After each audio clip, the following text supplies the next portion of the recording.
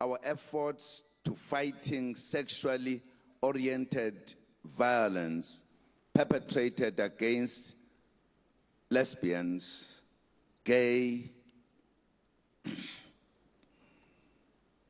bisexual, trans, and or intersex people. They also deserve to be safe and feel safe everywhere in our country. Bakwethu, sihlangene namhlanje ukuvula ngokusemthethweni uhlelo lokuqwashisa ngokuhlukunyezwa kwabesimame kanye nezingane. Sikhumbuza umphakathi wonke ukuthi kufanele sibambisane silwe nalesi sidlava sokuhlukumeza, ukushaya, ukudlwengula, ukuthumba kanye nokubulala omame nezingane. Lokhu kuyizenzo zobunswela boya.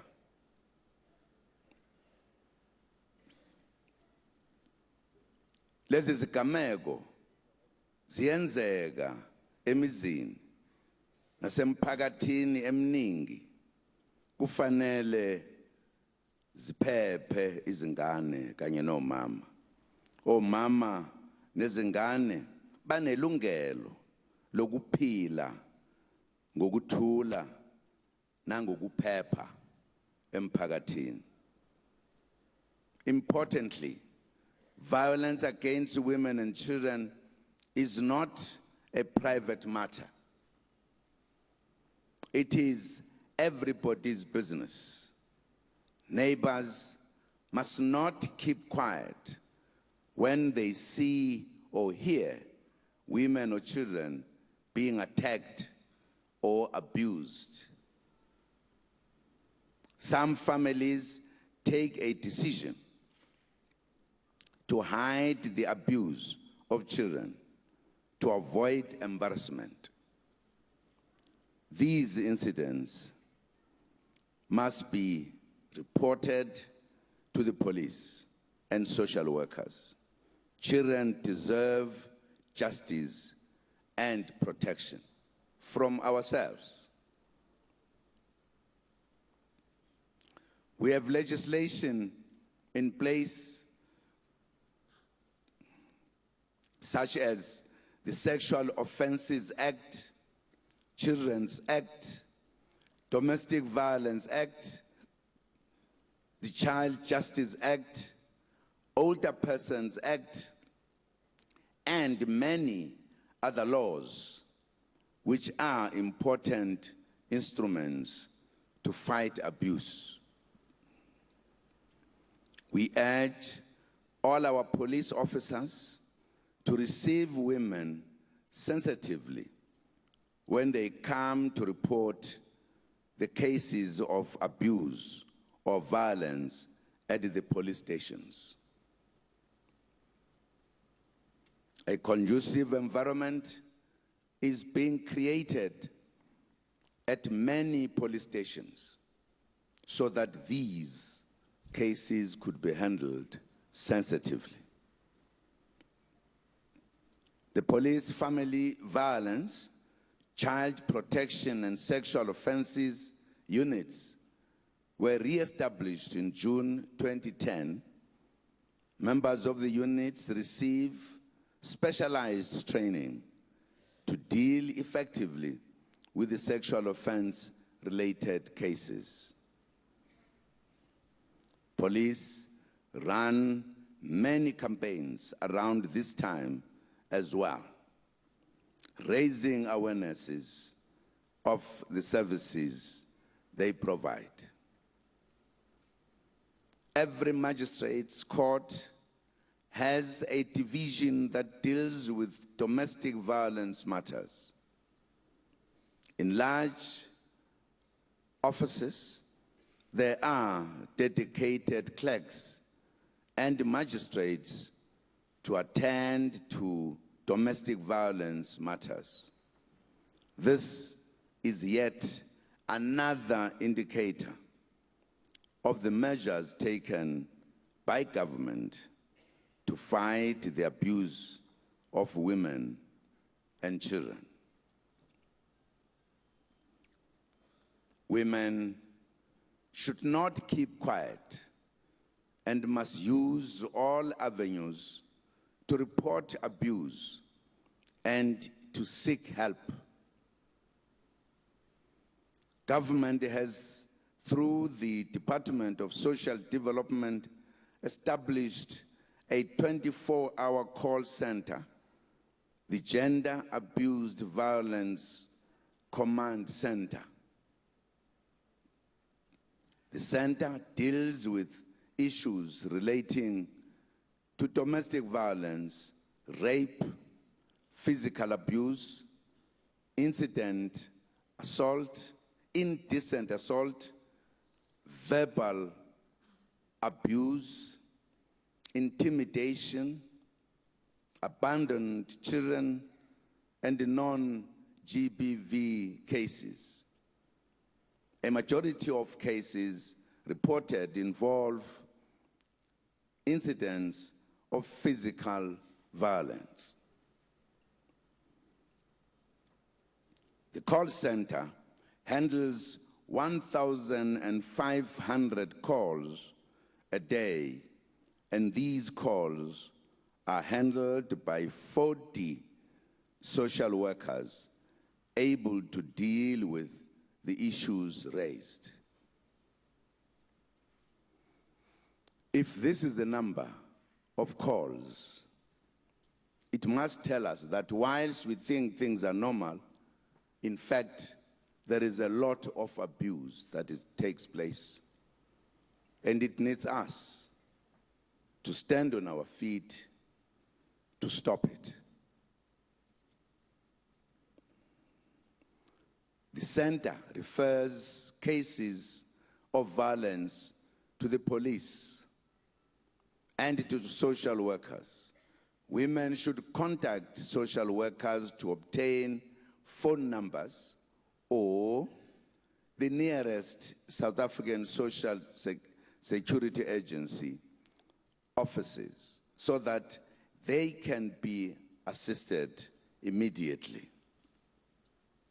Such centers are important as they provide a helpful voice on the other end of the line, especially when women and children are not comfortable with speaking to family members. The provision of these crimes, the prevention of these crimes is also important. Government socio-economic development programs are designed to improve the living conditions of all, especially women and children. Some of the interventions which are continuing everywhere by government include the provision of street lighting, reliable and safer public transport, water and sanitation inside the house, which create better and safer living conditions for women and children. Going to the river to fetch water or going outside the home to use a toilet at night have become risky for women, which is why government continues to provide these services in the home. Improving the economic status of women is also paramount in order to stop the financial and economic dependence on men. which makes many women vulnerable to abuse. Some women stay in abuse relationships because they are unemployed and dependent on the perpetrator for shelter, food, and all basic needs. I have instructed the economic cluster in government to ensure that all economic programs of government consciously include the empowerment of women.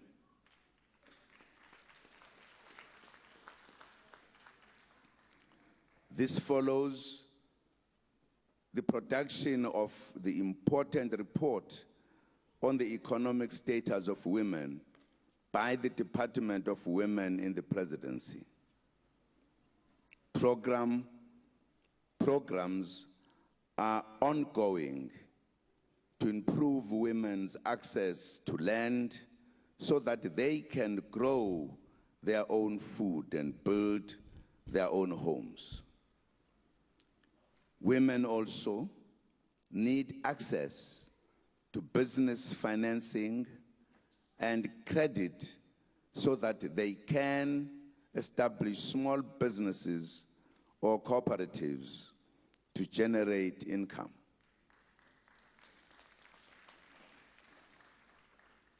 The promotion of education and training opportunities are important measures aimed at empowering women and promoting economic independence. One of the achievements of government in alleviating poverty has been the social grants system. Many families are able to put food on the table because of the money from social grants. Government will also continue running victim support and victim empowerment programs to provide much needed physical social support. Government does not work alone in fighting abuse. We acknowledge all non-governmental organizations that support women in distress. They run shelters for abused women, crisis centers, and call centers. We acknowledge religious leaders, traditional leaders, and community leaders to whom these cases are also reported. We appeal to them to continue supporting victims and survivors of such cases. We recognize organizations run by women and men organizations, raising awareness and promoting positive role models for men and boys in the campaign of promoting safer homes and communities. Let me also applaud women in the legal profession for their participation in this important campaign.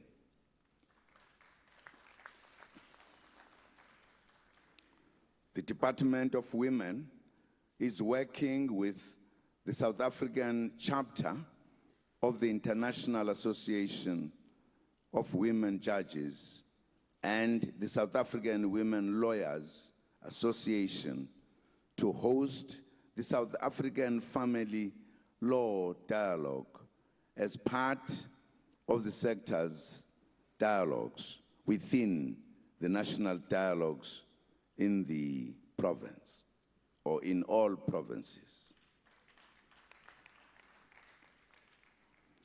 This exercise will provide a platform for women in the judiciary, the legal profession, and public service to reflect on the South African family law, its implications, benefits, and challenges, and whether the laws are helpful or are helpful to women or not. Compatriots, let me emphasize that this campaign should not run for 16 days only. We must together implement our decision taken in 2014 of running this campaign for the whole year, for 365 days of the year. We appeal to every citizen and everyone living in South Africa that let us build a society where women and children are safe and feel safe in their country. All of us must play a role to achieve that goal.